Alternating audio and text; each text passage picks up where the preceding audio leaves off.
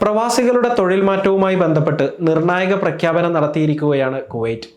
പ്രവാസികൾക്ക് ഇനി മുതൽ സർക്കാർ മേഖലയിൽ നിന്ന് സ്വകാര്യ മേഖലയിലേക്കും തിരിച്ചും എളുപ്പത്തിൽ തൊഴിൽ മാറാൻ കഴിയും. ഇത്തരത്തിൽ റെസിഡൻസി മാറ്റുന്നതിനെ നിയന്ത്രിക്കുന്ന തരത്തിൽ മുമ്പ് നിലനിന്നിരുന്ന വ്യവസ്ഥകളെല്ലാം റദ്ദാക്കുന്നതായി ആഭ്യന്തര മന്ത്രാലയം പ്രഖ്യാപിച്ചു.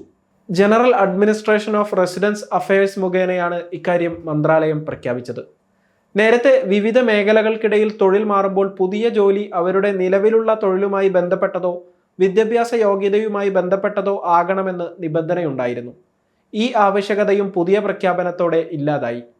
ഈ തീരുമാനമനുസരിച്ച് പ്രവാസികൾക്ക് ആർട്ടിക്കിൾ 17 കീഴിലുള്ള സർക്കാർ മേഖലാ തൊഴിലിൽ നിന്ന് ആർട്ടിക്കിൾ 18 കീഴിലുള്ള സ്വകാര്യ മേഖലാ തൊഴിലിലേക്ക് റെസിഡൻസി മാറ്റാൻ കഴിയും. ഇതിനായി മറ്റു നിർബന്ധിത നിബന്ധനകളൊന്നും പാലിക്കേണ്ടതായി വരില്ല. പ്രവാസികൾക്കുള്ള റെസിഡൻസി തൊഴിൽ നടപടിക്രമങ്ങൾ എളുപ്പത്തിലാക്കുന്നതിന് വേണ്ടിയാണ് കുവൈറ്റ് ആഭ്യന്തര മന്ത്രാലയം ഈ തീരുമാനമെടുത്തത്.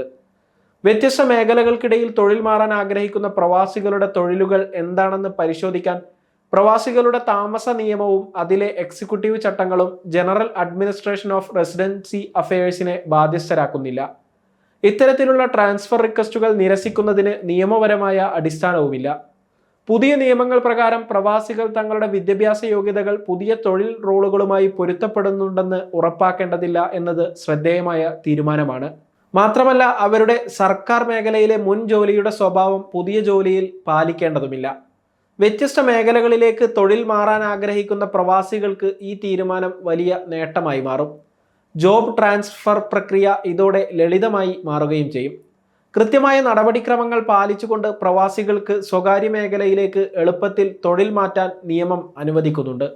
മുമ്പ് ഇത്തരം ട്രാൻസ്ഫറുകളെ സങ്കീർണമാക്കി മാറ്റിയിരുന്ന ഉദ്യോഗസ്ഥ ഇടപെടലുകളെ ഇനി ഭയക്കേണ്ടതായി വരില്ല. മുമ്പ് റെസിഡൻസി ട്രാൻസ്ഫറിന് കർശനമായ നിബന്ധനകളും നിലവിലുണ്ടായിരുന്നു.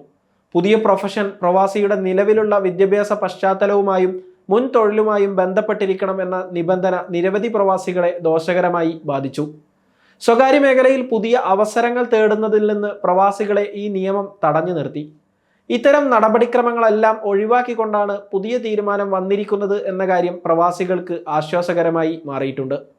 നിയന്ത്രണങ്ങളില്ലാതെ പുതിയ തൊഴിലവസരങ്ങൾ തിരഞ്ഞെടുക്കാൻ പ്രവാസികൾക്ക് കൂടുതൽ സ്വാതന്ത്ര്യം നൽകുന്ന ഈ പരിഷ്കരണത്തിലൂടെ തൊഴിൽ വിപണിയിലെ ഫ്ലെക്സിബിലിറ്റി വർദ്ധിപ്പിക്കാൻ കഴിയുമെന്നാണ് കുവൈറ്റ് അധികൃതരുടെ പ്രതീക്ഷ.